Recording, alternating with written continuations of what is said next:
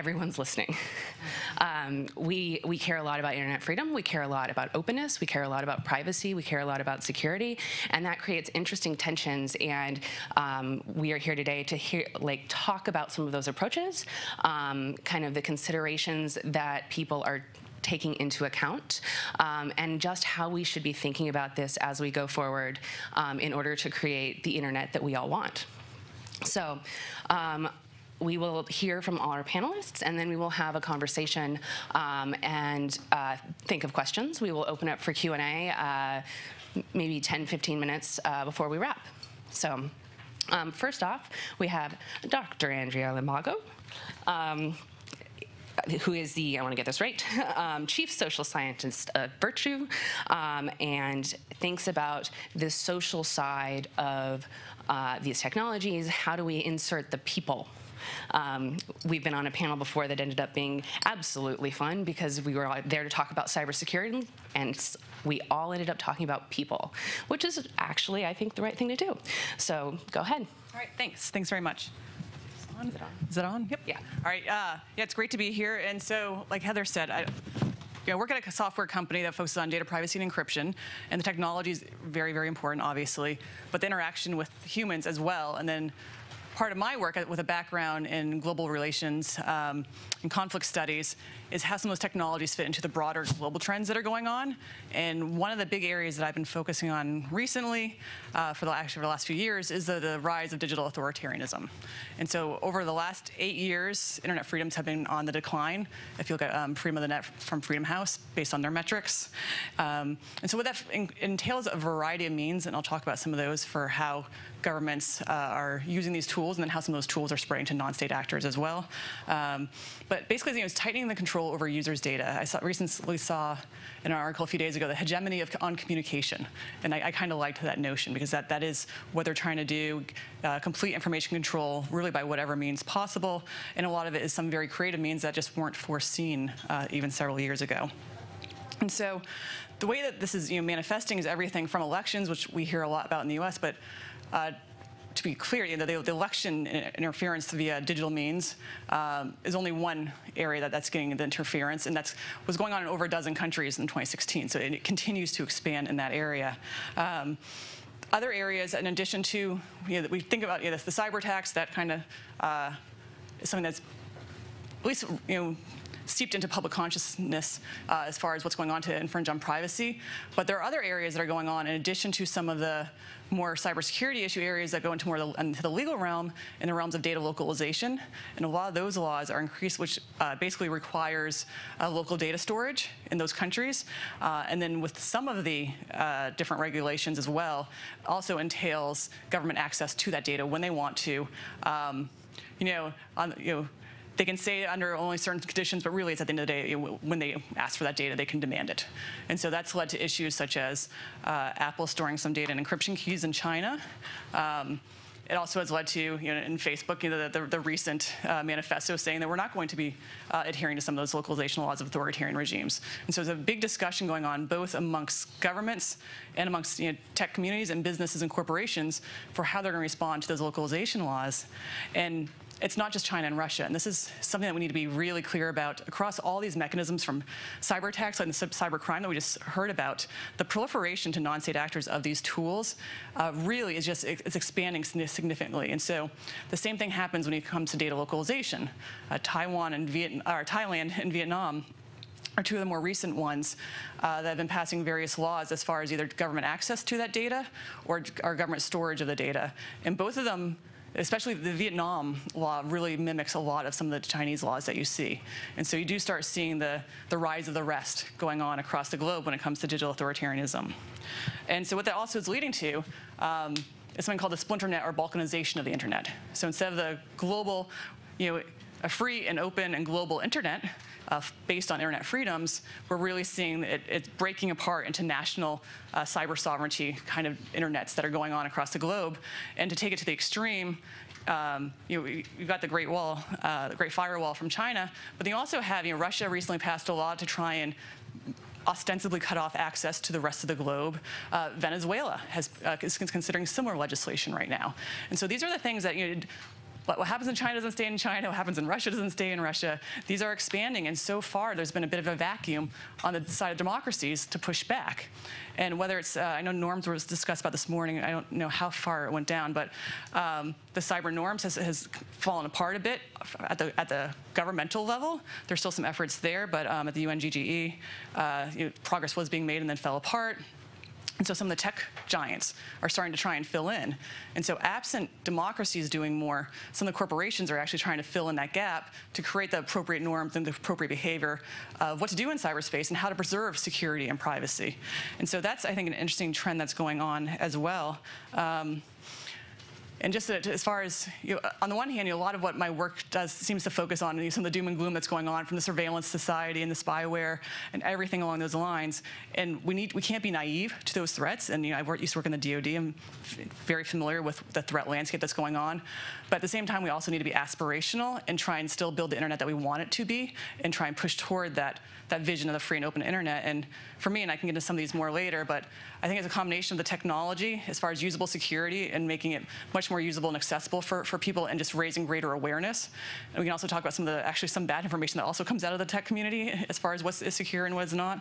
But just following some basic security best practices can really help out 95% of the people at a minimum.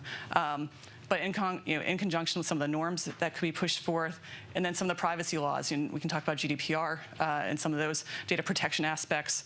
And what's going on in the United States right now is we've really left a vacuum globally as far as leadership and establishing what the guidelines should be for data privacy across the globe. And so we've got California coming out with their law. That's at the farthest that we've got in the United States. Different states, again, are coming on doing something, either copycatting or doing their own version. We still have it. It's very much a piecemeal patchwork is usually the analogy given. And so we really do need some US leadership in that area. And so the more we can push forth for a data privacy law at the federal level to create some efficiencies, innovation, and really protect data privacy, also can serve as a model for other countries around the globe. Great, thank you. Next up, Bill Marczak is a research fellow at Citizen Lab, the co-founder of Bahrain Watch, and a postdoctoral researcher at UC Berkeley. Thank you. So unfortunately, I didn't have the foresight to print out my remarks, so I'll be reading them off of my phone. So I promise very modern. I'm not checking Facebook or anything like that. So at Citizen Lab, I do work looking at commercial spyware.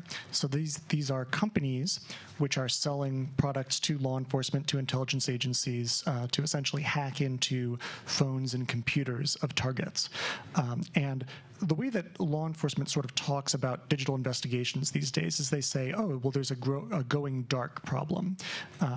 And this sort of spyware industry, this surveillance industry is offering the solution. They say, well, yes, there's the going dark problem. Everything's encrypted. So what do? You need our products to hack into computers and phones of your targets and see what's really going on, bypassing the encryption. So the companies spend a ton of money on research and development, finding ways to get into like the latest iPhones, the latest computers, running the latest software. And typically the way that this works is that they'll send some email or some message containing a malicious link or attachment. The target opens it, they're infected. And then everything on the computer or phone is subject to surveillance, including encrypted calls, encrypted messages, as well as being able to turn on the webcam and microphone of the device in order to spy on activity in the vicinity. And you probably also heard, if you were following the tech news a couple weeks ago, this crazy story of the WhatsApp hack, where your phone could be hacked by receiving this missed call from a malicious caller. And what was happening there is, even if you were asleep, let's say, they could send you a missed call. The call would ring for 3 times, and if your phone was on silent while you were asleep, you wouldn't hear it. And then the call would not show up in the call log afterwards. So it was sort of like the perfect hack. And one of the components of this story is that there was a human rights lawyer in the UK who was targeted by this. And the reason he was able to notice this is because he was sleeping with his ringer on, so he would awaken to these weird missed calls from unknown numbers, and his phone would ring, and then it would disappear from his call logs, and he questioned, "Ooh, am I dreaming? What's going on here?" But it turned out that so there was an article in the Financial Times on this. A leaker basically a spyware salesman from inside NSO Group, or collaborating with NSO Group, felt he had been stiffed on an earlier deal and didn't get his commission. So he decided to leak some details about how this surveillance works. And the company, the spyware company involved, was allegedly this company NSO Group based in Israel that sells this sort of spyware around the world. And they say they don't operate the tools themselves; they just sell it to governments who operate the tools. But interestingly enough, this human rights lawyer is sort of famous for filing a case against NSO Group. So he was suing NSO Group at the same time he was being apparently spied on by the company. And of course, NSO isn't the only player in this space. You've probably heard of others like Finfisher, Hacking Team, Cyberbit. And this is way more powerful than surveillance, getting wiretaps, right? Because a wiretap, you hear what someone's saying when they're on a call, whereas with this sort of hacking, you get access to the phone, and what do you have on your phone? It's your whole life, right? It's your contacts, your calendar, your transportation with Uber and stuff like that, your emails. You can even turn on the webcam and microphone to create new data and exfiltrate that. And the common refrain among these companies, of course, is, well, yes, we know this is very powerful technology. We sell it only to governments and only to fight terrorism, pedophiles, those sorts of crimes. But not surprisingly, a lot of repressive governments are interested in this stuff too. So we've seen governments like Saudi Arabia, UAE, buy this sort of technology, countries that define terrorism, like Saudi Arabia, to include criticizing Mohammed bin Salman. That's considered terrorism, according to the 2017 Terrorism Act there. So this is obviously an area that's very ripe for abuse in terms of these surveillance tools. And the companies, of course, like to tout the lawful uses of their tools, but one interesting case is they said, oh, well, our tools were used to capture El Chapo in Mexico. But what we found actually is that so El Chapo, one of the things that came out of his trial is that he paid a $100 million bribe allegedly to the former president of Mexico. And interestingly, when El Chapo's sons ordered a hit on a Mexican journalist and he was killed, in the weeks afterwards, his wife and his colleagues began getting targeted with the spyware that the government was using, particularly interesting in the context of the bribe. There's a bunch of other cases we've documented at Citizen Lab, including one of Jamal Khashoggi's close contacts who was being spied on by apparently the government of Saudi Arabia. Here's a question some of you might be wondering. Okay, who is this guy Bill? How does he know about all this stuff from the this crazy world of government surveillance and intelligence agencies? It's supposed to be private. These are supposed to be actors that are operating in the shadows. Well, as I was saying earlier, in many cases, the way that this spyware works, the way that you get hacked, is you get sent something that you have to interact with in order for the hacking to happen, like a text message or a link or something like that. The WhatsApp thing is sort of very rare. So the whole enterprise here relies on the people who are targeted not realizing that a suspicious message is actually malicious, because if they do, then they can forward it to someone like Citizen Lab or someone like Amnesty International or EFF, the Electronic Frontier Foundation, who are all sort of operating in this space. And then what we do is we can actually analyze what we've been sent. In fact, there was a famous case in 2016. Activist in the UAE, Ahmed Mansour, got some suspicious text messages prompting him to click on a link about new secrets about torture in UAE prisons, I think was the title, which is kind of odd to get that from an unknown number, right? So he forwarded it to us at Citizen Lab. We clicked on it, and we're actually able to get a copy of the spyware and a copy of the bugs that the company was exploiting to break into the iPhone. So we disclosed that to Apple.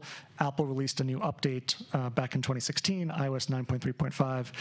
And of course, once these bugs are patched, the spyware as written no longer works. So this, is a way to sort of pressure these companies, because once this is disclosed, all the customers for the company start saying, wait a minute, the spyware doesn't work anymore. We paid all this money for a system. What are you doing? There's a bunch of challenges in doing this sort of work, getting in touch with the right person at the right time.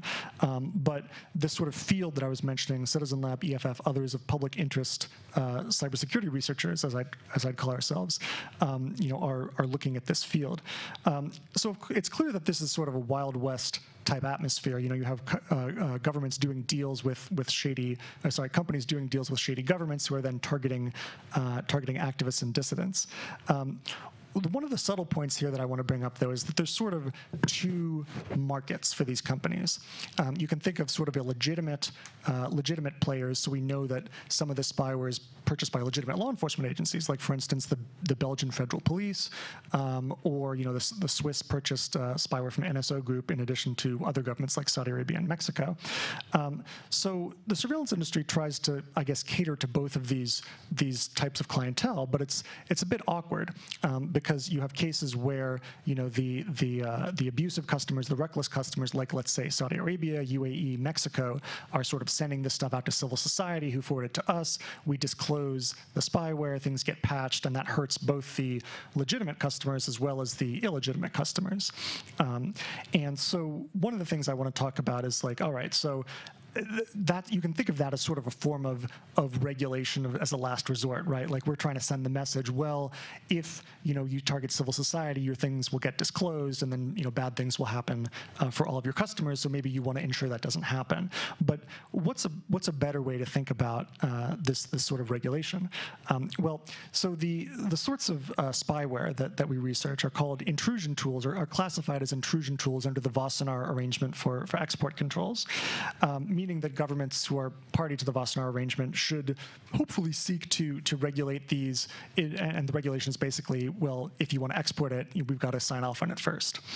And the problem sort of here so far has been, we've had cases like, for instance, the government of Italy issued a license to the famous spyware company Hacking Team that said, this is a global export license. You can export this anywhere in the world, and we don't care. And you've also got cases like in Israel, where NSO Group's second customer, their spyware company, their second customer was the UAE. And this was a big scandal, apparently, according to reporting in Israeli media, that Israel issued this export license for the UAE, a country which doesn't have official relations with Israel. And of course, there was recent drama in the press regarding NSO Group in Saudi Arabia, where it was alleged that some of the outreach from NSO Group to Saudi Arabia was done without approvals from the export licensing agency in Israel. There's also been, for those of you who've been following the Wassenaar debate, there's a number of areas of pushback, particularly among cybersecurity defenders who say, well, you're regulating these intrusion tools and bugs, which is great, but the problem is that cybersecurity defenders, in other words, the good guys who are researching this stuff, often need to send samples of the spyware or things like this across borders, and we don't want to apply for export licenses for that. And then you've got problems with industries who say, well, yes, we love regulation, but we don't like this piecemeal approach. We want a level playing field and the same set of rules for doing business everywhere in the world. So in another frontier in the regulation here has been trying to hold governments to account. So like the government of Saudi Arabia, maybe the government of Bahrain, the government of Ethiopia, which are using these tools. There was a case right here in the DC circuit, Kidane versus Ethiopia, just a bit more than 5 years ago. The evidence was pretty much a slam dunk. There was a US citizen, Ethiopian dissident in the DC area who was monitored with spyware sold by a company, Finfisher, apparently to the government of Ethiopia. And the spyware, of course, is supposed to be super stealthy and leave no trace, but there was a hiccup in that this guy's Skype calls were being recorded and temporary files were written to his hard drive showing evidence that his Skype calls were being wiretapped. So he sued the Ethiopian government under the Wiretap Act because there's a private cause of action there. Of course, the Ethiopian government was like, oh, well, yes, if there was a tort here, it was committed entirely within Ethiopia. Or sorry, if there was a tort here, it was not committed entirely in the United States. And there's the Foreign Sovereign Immunity Act and the entire tort rule that says that if the entire tort doesn't occur in the U.S., you can't hold the foreign sovereign liable. There's ongoing cases in other countries like the UK, where a UK law firm is suing on behalf of Bahraini activists who were spied on by this company Finfisher. And in that case, the UK precedent seems to be a bit more favorable because they don't have this entire tort rule. But these cases are rare. It's kind of hard to get the right kind of evidence at the right time. And I think there's been much less success in holding the firms themselves to account.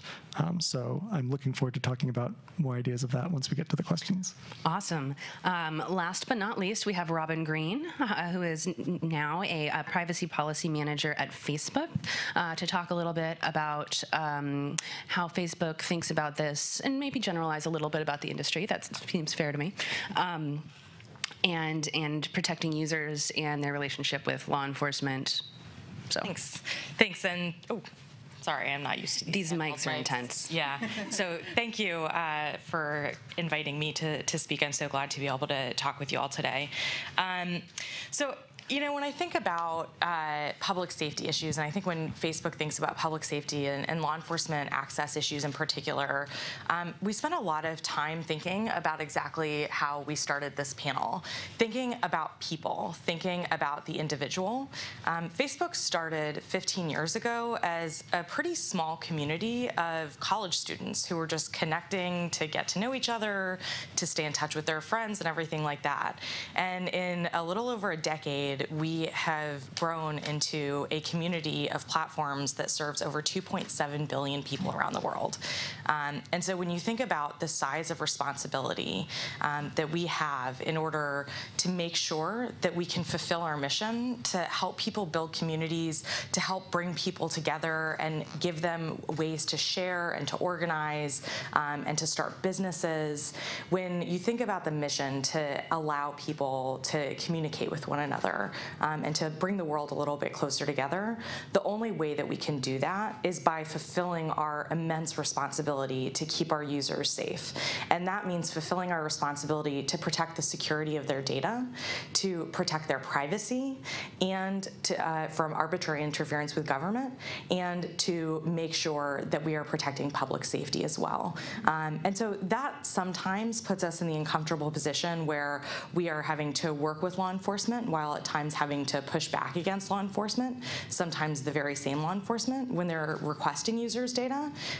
But that's also exactly the thing that animates our decision to move into interoperability and end-to-end encryption across our messaging services, and to make a public statement, as we did a few months ago, that we will not locally store data pursuant to any government's mandate in a country that has a bad track record on human rights, where we're not confident that we can keep those data safe.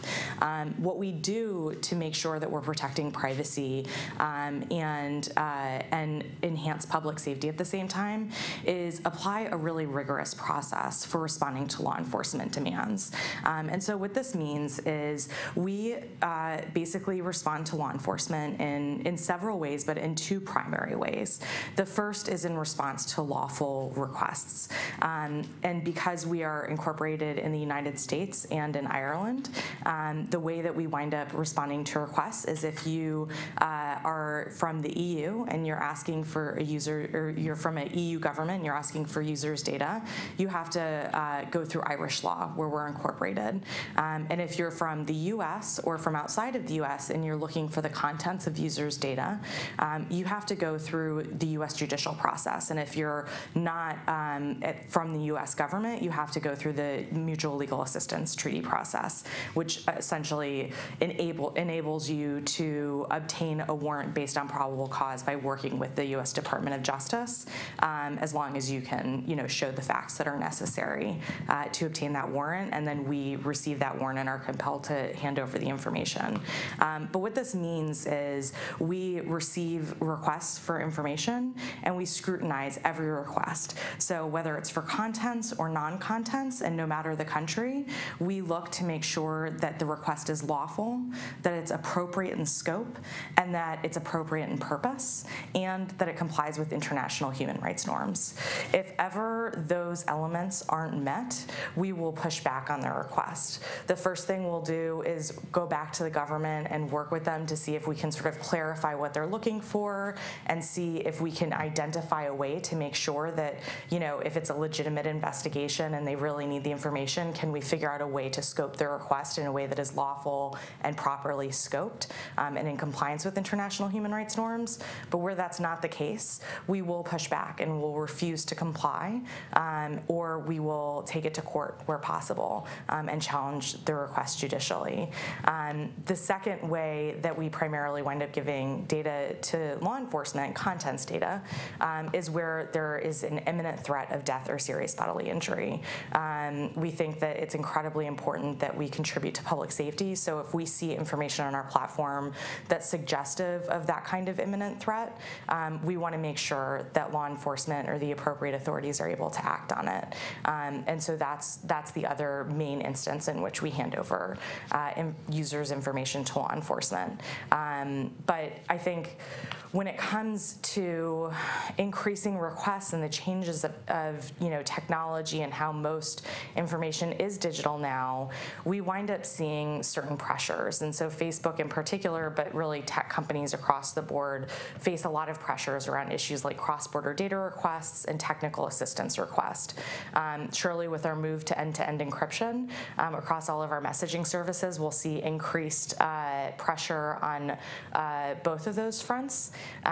But this doesn't sort of like hinder our resolve. We are fully committed to deploying encryption across our messaging services and to making sure that the people who are dependent on these technologies for their privacy, for their cybersecurity, sometimes for their freedom and their personal safety, are able to enjoy their benefits. But I think there's a lot to talk about when it comes to challenges with cross-border data requests and technical assistance requests, and certainly we're facing those challenges all over the world. So I'd be happy to dive more in it during the discussion. Excellent. So I think that actually that's a really interesting set of things to launch off our discussion with.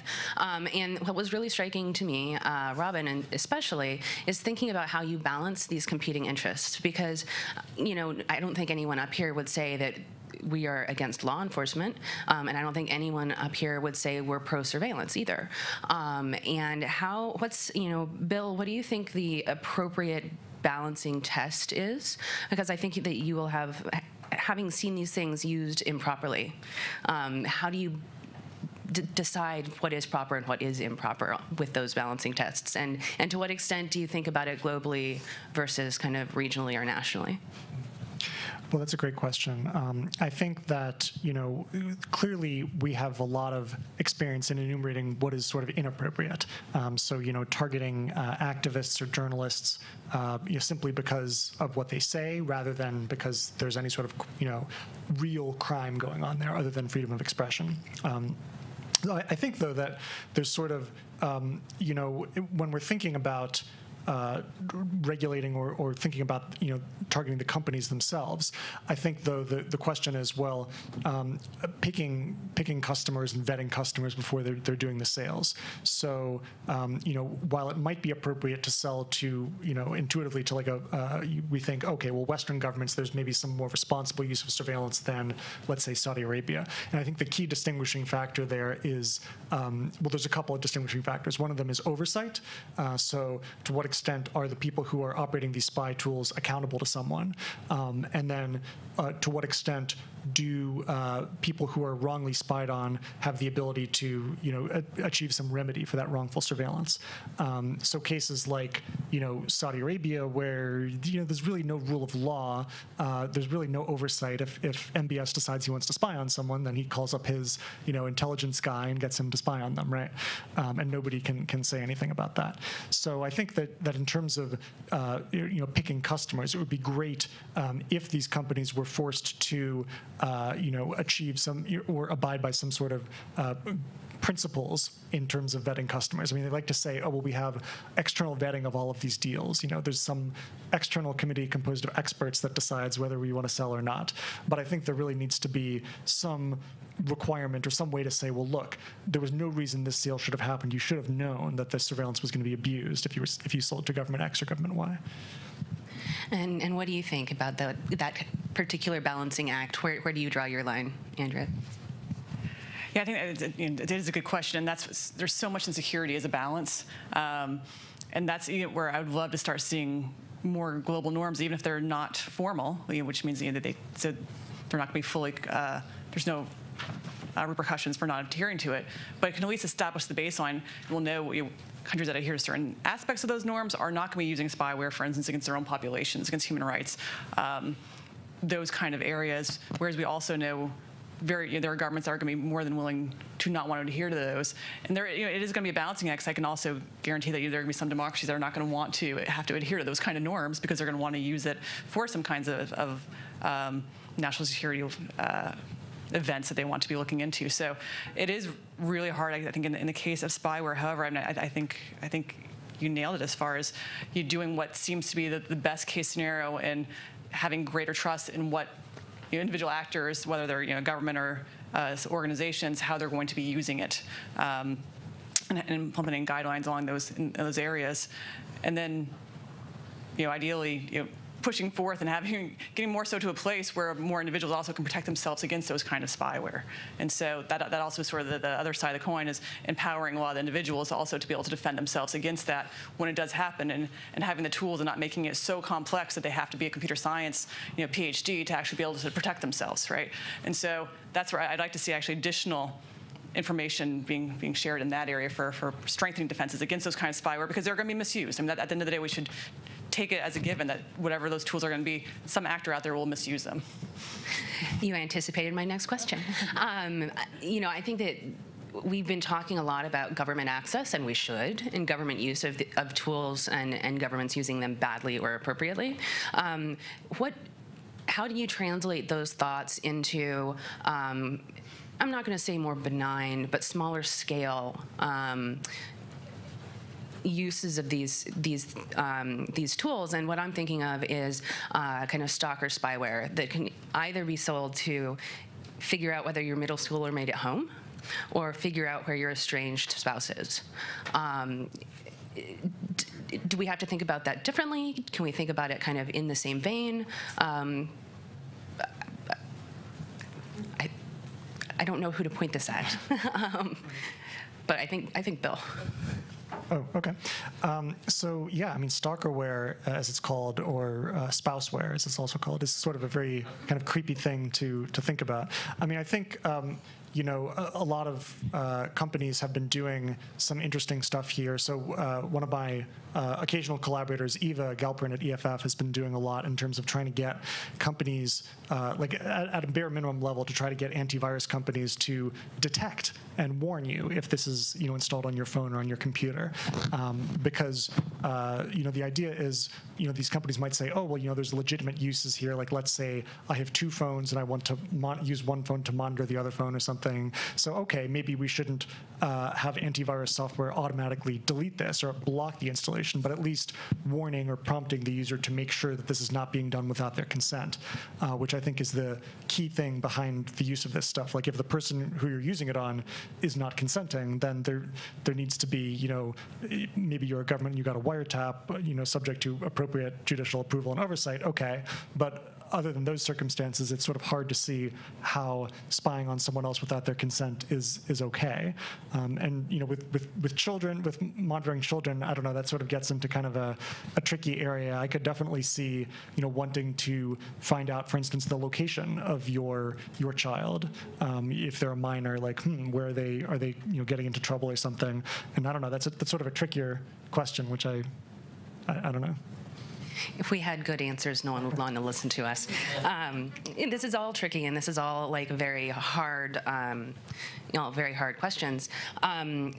You talked a little bit about, and actually, I think all of you, collaboration and the role that kind of outside thoughts plays. And I'm thinking in particular, you mentioned Eva at EFF, another organization that I know, at least I have worked a lot with, is National Network to End Domestic Violence, which looks a lot at this from that stalkerware perspective, hence the question. And I know that Facebook has a program where they bring in folks like NNEDV and others to kind of give an outside perspective. Do you want to talk just a little bit about the importance of that? Yeah, so unfortunately, I'm probably not the best person at Facebook to talk about this, because I focus very squarely on law enforcement access and data protection issues. We do take these kinds of issues really seriously, and the safety of all of our users is one of our top, probably our actual top priority. And so we do have, global safety summits where we bring in different stakeholders to really make sure that we're hearing everyone's perspectives as we develop our policies around public safety. But the best person to sort of like talk about how those summits work and how that policy-making process works probably are the people who actually do that. All right. I wasn't sure how involved you were in the kind of law enforcement side of things. Andrea, do you have thoughts on kind of collaboration and building these global norms that you were talking about? Yeah, and I think one of the comments that I took away from the last panel was, the criminals are doing a better job of collaborating than we are as defenders, and I think that's it's great hearing that coming from law enforcement, because it's what I always think that, and it's nice hearing someone else validate your hunches. So across so many different areas, if we could collaborate better. There's so much more there's so much innovation that can still be had on the defensive side that I think we're just really starting to do it, because we've gone the pendulum swung so far towards locking down the data, and that we're now not able to reap a lot of those benefits of actually unlocking that data through collaboration, whether it's through threat intelligence sharing to get better pictures of the threat landscape for banks, for fraud or whatnot, or just for the IC sharing data in that area, but doing it securely and enabling that kind of collaboration to happen. There's so much room to improve in that area where it's at that intersection of technology and people where that could actually happen. And so even if we had the technology, which it exists and it's increasingly there to help secure it and enable some of that collaboration, we now have to get over some of those social and cultural hurdles of, well, it's my data and I'm not going to share any of it with you. And so if we can do some more of that data sharing, we can really address a lot more of these threats a lot easier, which then gets into some of the norms area where just sharing some of the lessons learned, doing a bit more of the collaboration from across the globe. And just a recent example just for myself, I've been working a bit with a woman in Australia, and just the different perspectives that I think we each bring to just some of our side conversations is phenomenal. And the encryption law that passed in Australia, hearing it from someone in Australia about how it happened and that whole situation, we can read about it here and read a fair amount about it, but it doesn't replace actually hearing what some of the more fine details about society and what went through the legal process for how it actually happened. And by having those discussions, we can ideally help prevent similar laws from happening within the United States. Because again, at some point, there's going to be another, encryption battle going on, and there's some side ones already, but there'll be another FBI versus Apple or something along those lines, and we need to be prepared to help ensure that encryption stays strengthened. So there's just, I think, so many different areas where collaboration can help us both on the security and privacy side, but this is in other areas as far as just innovation writ large, from doing joint research and all those kind of areas that we really have just gone so far back to just locking down all the data, which is understandable, and it's human nature. We don't want to have all of our data thrown out there for all its legal repercussions, for reputational, for financial risk, all those reasons. But we need to get back to a bit more of a balance through some of the various forms of collaboration, securely though. Yeah, no, I think that's actually getting back to this tension, and with all of this being a balancing act. Do we emphasize collaboration? Do we emphasize security? Are they mutually exclusive? I hope not. But I do think that kind of, how do we create information sharing norms that are appropriate? Because when a lot of people say information sharing, they mean tell law enforcement what they want to know.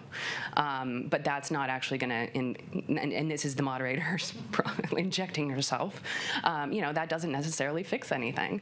And that's why we are seeing it within the industries themselves, much more activity within the information sharing groups. Yeah. And so the organizations are starting to take it on themselves again, just for within their own industry, to help figure out how they can collaborate and share more, because they're getting attacked by the same kinds of groups of people and the various actors. And so there are a variety of solutions. Like I said, the tensions are there, but I think people are starting to push back now. Organizations are, and I think governments are, against what has been the status quo, because that status quo is not sustainable. Gotcha. So in that realm, you talked a little bit about interoperability, Robin, of Facebook's various messaging platforms. Do you see kind of opening that up as a place where you're going to be able to kind of share lessons across your various platforms at Facebook? Because I know that they have not always been interoperable. Working at a tech company, I understand why it's hard to make these things work together sometimes. Do you think that opens new avenues for hackers, law enforcement, or actually makes it easier to defend? So, I mean, I think whether or not it's easy to defend is probably more of a question for a technologist. I think the thing that we think about when we are making these decisions, and really what animated our decision in order to move toward interoperability and end-to-end encryption across our messaging services, was the fact that we do see cybersecurity threats increasing across the board. We see threats to users' data from authoritarian regimes increasing. And we see just general threats to privacy increasing, and a desire amongst internet users for more private means of communication. And so we are trying to respond to that and make sure that we can provide users with those secure means of communication, but also make sure that they're not sort of in a closed garden where you can only use one service and not another. And if your friends or your family are using a different service, then you're not able to communicate with them securely. And so that is why we are creating interoperability between our different messaging platforms.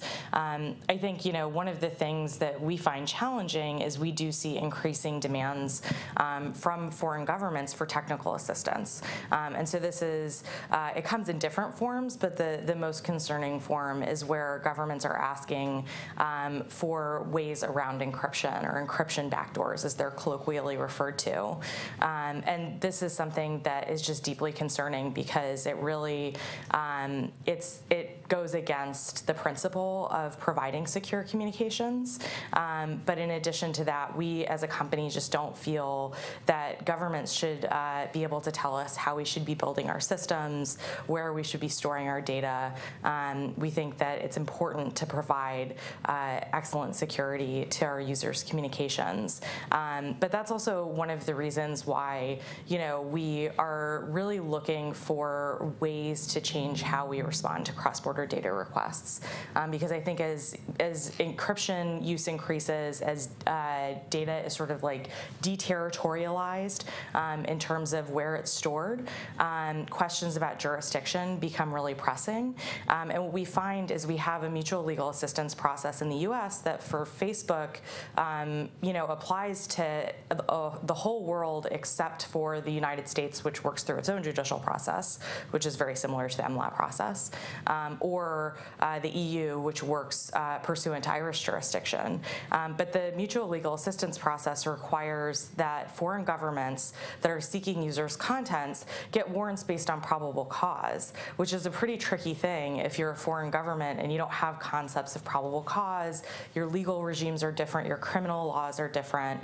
And so as a result of the complexity and the labor intensiveness of this process, it takes varying amounts of time in order to respond to MLAT requests, but on average, when it all shakes out, it can take around a year to respond to a single request. So this means that a foreign government that is responding or investigating a murder or another serious crime that was committed in their country by one of its own citizens could have to wait around a year in order to see information that could be relevant to that investigation. We think that the amount of time that it takes and the difficulty in responding to these requests that the government has, to be clear, as soon as we get an MLAT request, as soon as we get the warrant pursuant to the MLAT request, we respond immediately. But the process, the intergovernmental process, takes a very long time, and that length of time winds up undermining public safety because it can impede legitimate investigations into serious crimes. So why we want to address this, one, by supporting increased resources and expertise at DOJ and throughout governments around the world to help speed up this process. But the reality is, like, all of the resources in the world and expertise in the world probably aren't going to address the problem wholesale. And so we also support alternative mechanisms for accessing data, such as the US Cloud Act, which passed last spring. And that would basically enable foreign governments that meet human rights standards to enter into executive agreements with the U.S. government.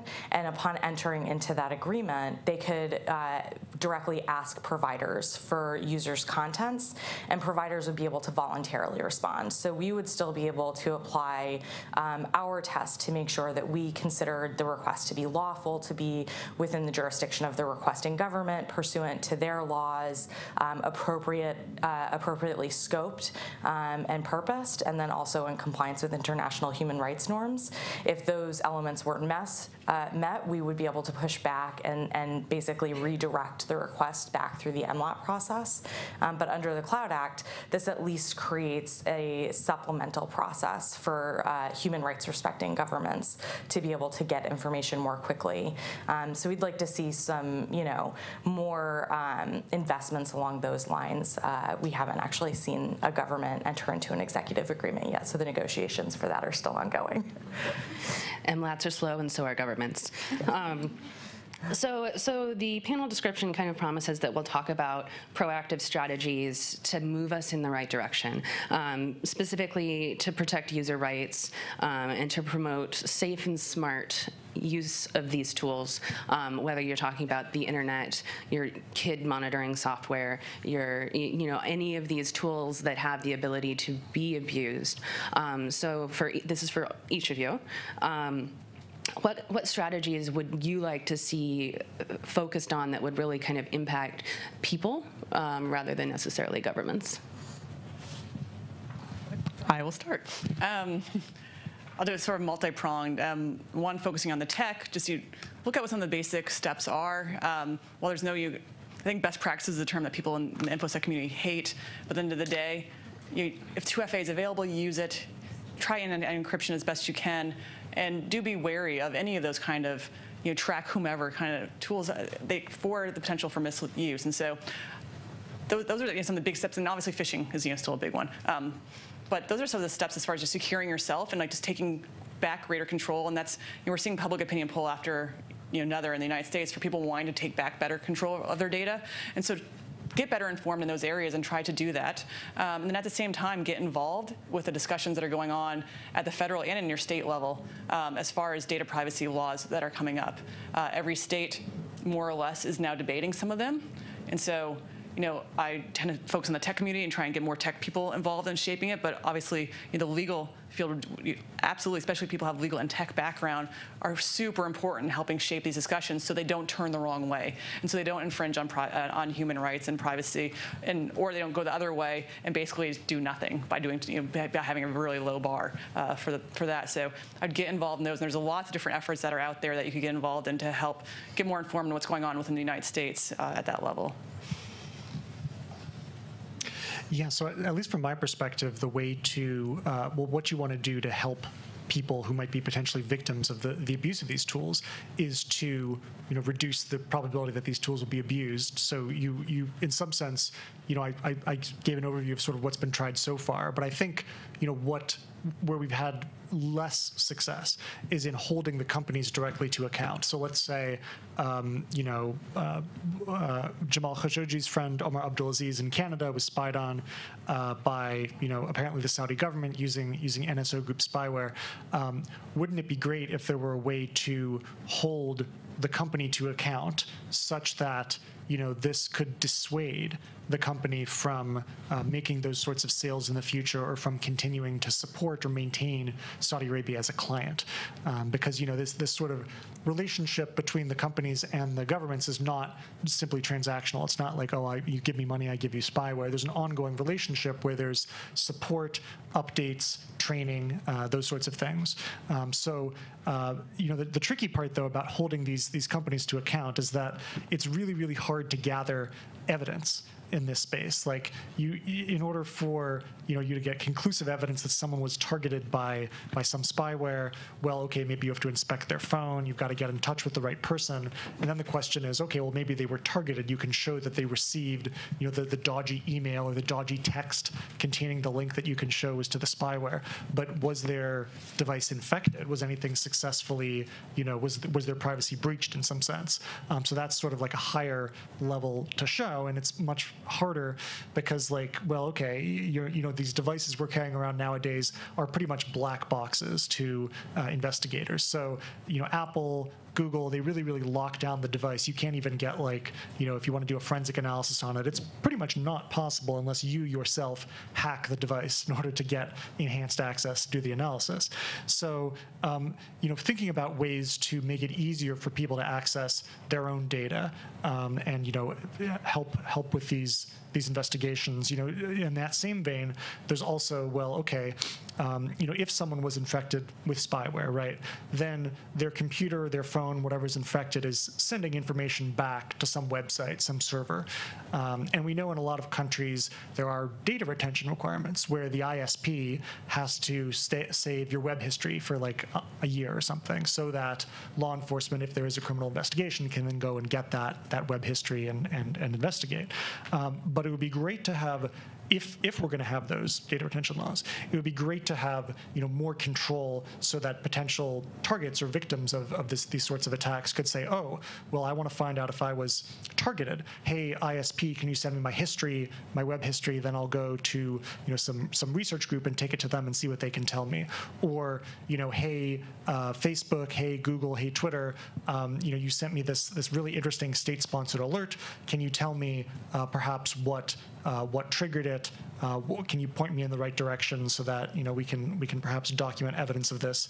So I think there's two parts. There's getting better evidence, which involves putting people more in control of their own data, and there's also the somehow perhaps creating some new liability for these companies that are found to be assisting in these human rights violations. So yeah, I think when we're thinking about how to best protect users and what are some of the new things that we can do, from Facebook's perspective, we are really looking at it in terms of what are the laws that are governing user privacy, because when we're thinking about how to hand over user data, we're thinking about it in terms of what are lawful requests, when are we required to hand over data, or when is there an imminent threat to life or serious bodily injury that would necessitate us handing over information. And so what we're really thinking about is how can we make sure that the laws are more protective so that whatever government it is that's asking for user data, it's doing so in a rights protecting way. And so as a result of that, we've joined the Reform Government Surveillance Coalition to work to amend U.S. surveillance laws. We're part of a Digi Coalition, which is a coalition in Australia that works to address the Assistance and Access Act, which raises some real concerns around compelled decryption demands through technical capability notices, which we were talking about a little bit earlier. And so we really try to think about who can we collaborate with in industry and civil society to make sure that laws are protective of people's rights so that governments can't overreach, and so that there are appropriate oversight mechanisms in place so that if they do, there's a means of redress through an independent oversight or judicial body. Great. So my plan is to let you guys go a little bit early. So I think we'll get started on Q&A. I know that we're the furthest room from your closing keynote, and I want you all to get the best seats. So we would like to take a few questions. I want to be clear; they have to be questions. I will cut you off, and we will kind of, if you can keep them short, that's perfect. Like tweet length, and because we want to get as many as we can in. So, go ahead. Bill, you talked about the spyware, and I know that there are rules and so on, but is a spyware good enough to be able to get into Facebook? Apple, I remember all this talk about Apple not giving out anything. Can some of that spyware get into my iPhone? So the question, just for the stream, is about whether some of this spyware is good enough to get into an iPhone, even though it's relatively hard to get into an iPhone if you're law enforcement. Can they get into Facebook? Which pieces of our digital life can this spyware get into? Well, there are companies out there that are selling capabilities to get into pretty much the latest versions of iPhones, of Androids, of any device that is, commonly owned by consumers.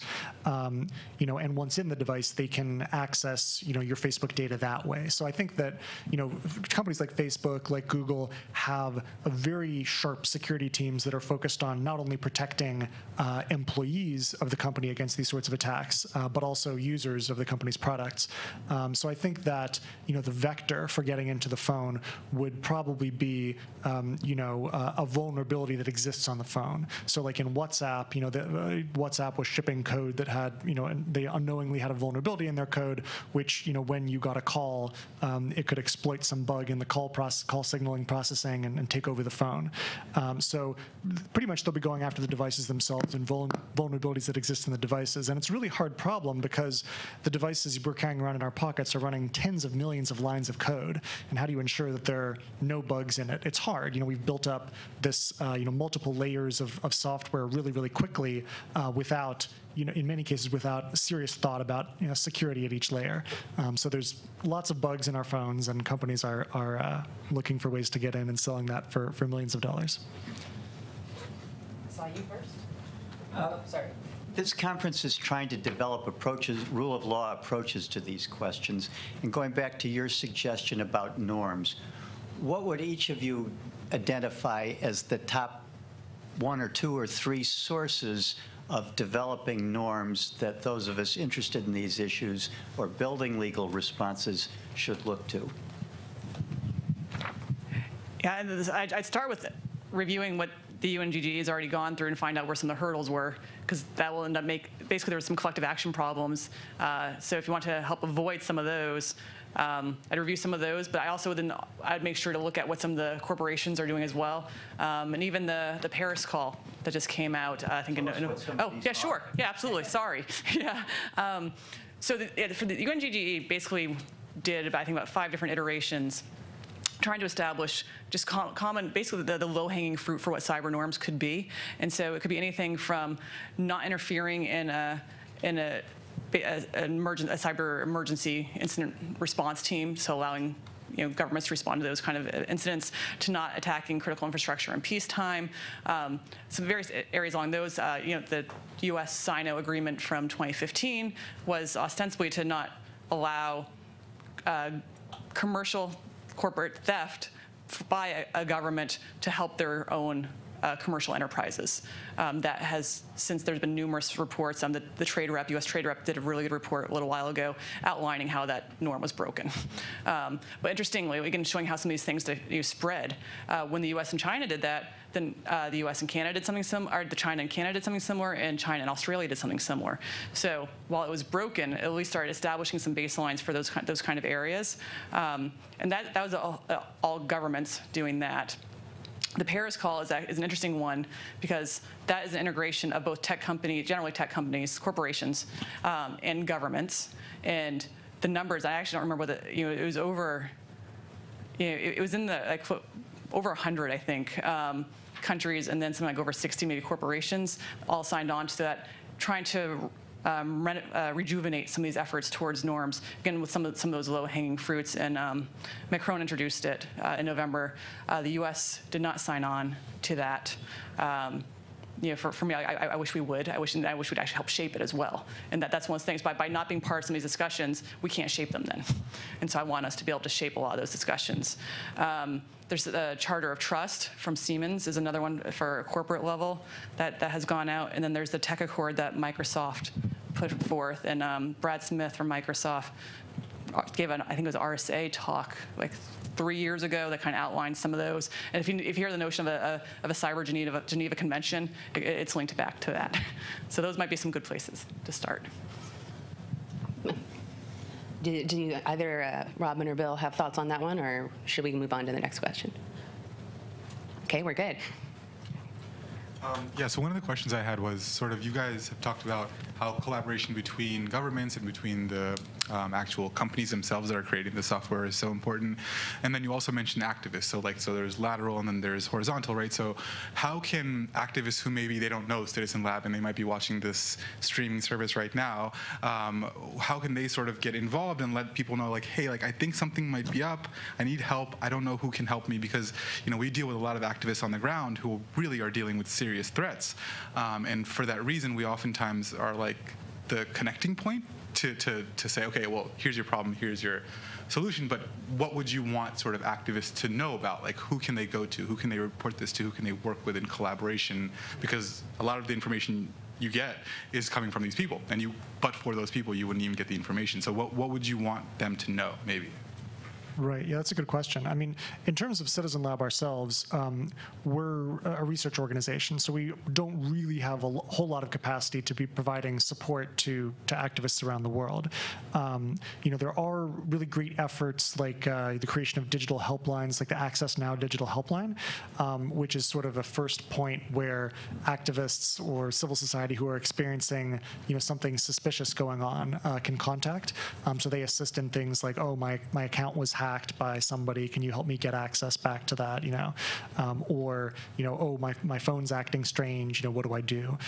Because, you know, it's tricky because, you know, there are specific signs that people can look for that should be red flags, but often it's not the ones that are sort of intuitive. Like, we'll often get a lot of people saying, oh, well, you know, my phone's running really slow, or my battery's draining really fast, and, you know, it's sort of hard to know, well, okay, maybe the phone's old, so the battery doesn't last as long, or maybe you just installed some app which is very, very power hungry, or something like this, and slowing down your phone.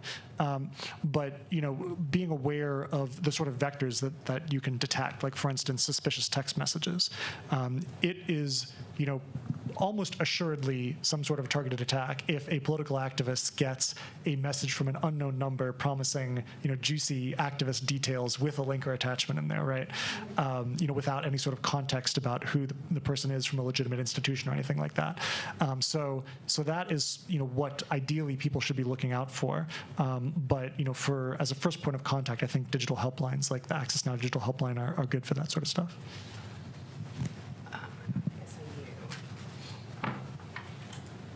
Yeah, all the way in the back is great. I haven't heard much about repression of First Amendment rights or speech rights outside of the United States.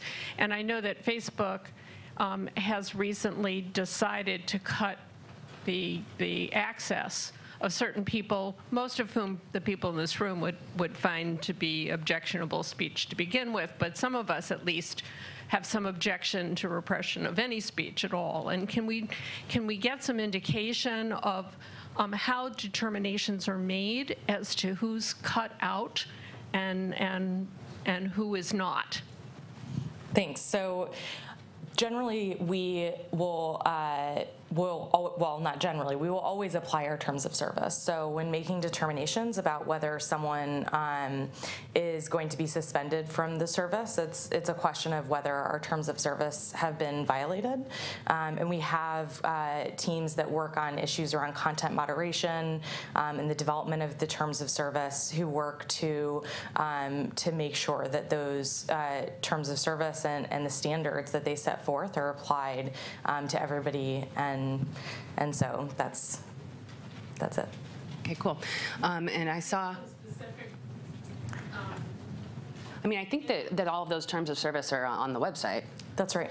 And I think that's just common, that how websites and services try to communicate that. So I know that our add-on store has a similar set of rules that we recently enforced, which was great fun.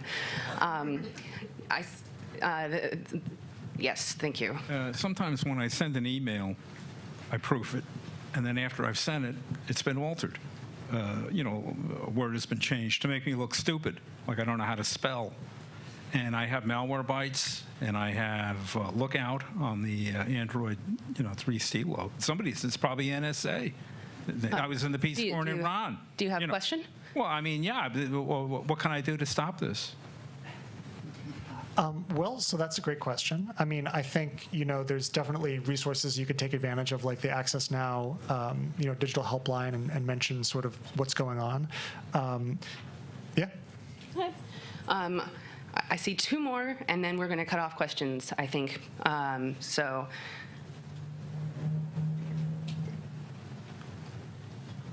Thanks. Really appreciate the panel, and I really appreciate that you guys had the conversation about spouseware and stalkerware. I work for one of the AV companies that's trying to figure out how to be more helpful in this space. So I'd be very curious, I guess maybe this is probably a question to Bill.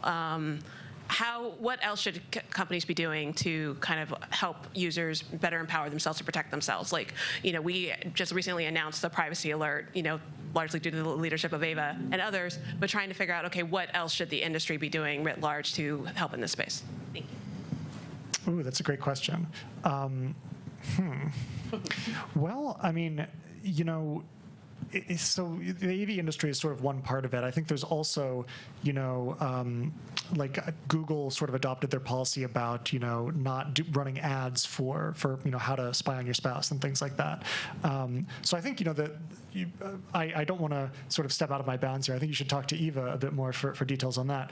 But I'd say that, in terms of AV companies, I think it's great that you guys are sort of taking the position about, notifying people if there might be something operating without their consent, like that. And then last question, all the way in the back. Thank you. And actually, just to follow on that, I've noticed when you mentioned the other countries using surveillance technology, is this an ITAR issue that you feel software developers in the United States need to recognize? Apologize if this was covered before, but need to recognize early on, and then also data destruction at the border. Oftentimes, when activists come to America or other countries, have their phones seized, their information seized, Facebook pages looked at. What types of software developments do you develop to prevent that and also communicate that to other countries that might be using them? Yeah, so I'll answer your second question first about border crossings. This is sort of a very tricky thing to navigate because, in many cases, if you refuse to submit your devices for inspection, you can't cross the border, right? I mean, the exception is, of course, if you're like a U.S. citizen coming back to the U.S., they have to let you in. But if you're someone who is, I don't know, like a refugee or applying for asylum or a political dissident who needs to travel for whatever reason, you're pretty much at the mercy of letting them inspect your devices. The best defense against this that I can think of is to not have, if you're worried about data being inspected, to not have it on the device when you cross the border, or to not have it accessible from the device. So, there's things you can think about, which, again, are sort of just things you can do, maybe tech geniuses can do, but need to be, incorporated into perhaps user-friendly apps and things like this. Like, one thing you could do is say, okay, well, I'm going to, maybe I'll think about my computer, I've got some sensitive data.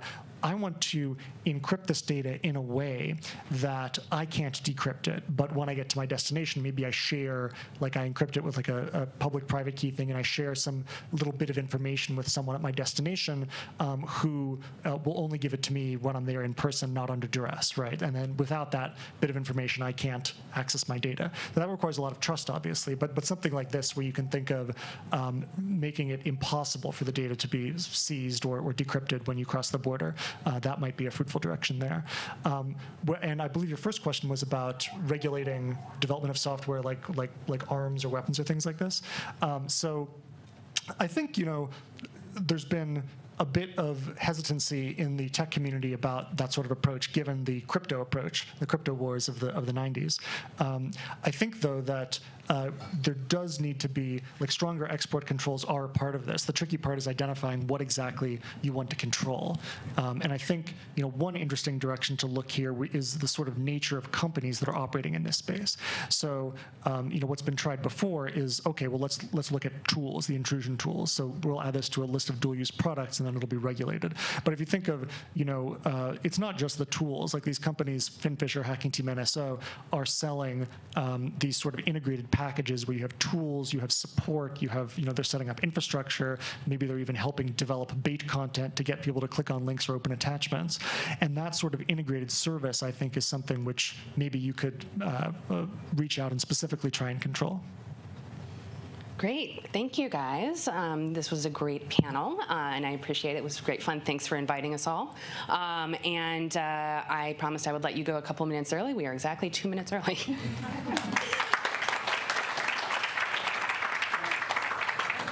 Since I use Firefox as my default. So thank you very much. This was very informative. And I didn't for a while, and I came back. The schedule. Suddenly I'm noticing when I do something like a PDF or something else, the big green rectangle oversight says, do this add-on. Click here. First, That's is that legitimate? That is, okay, now there's...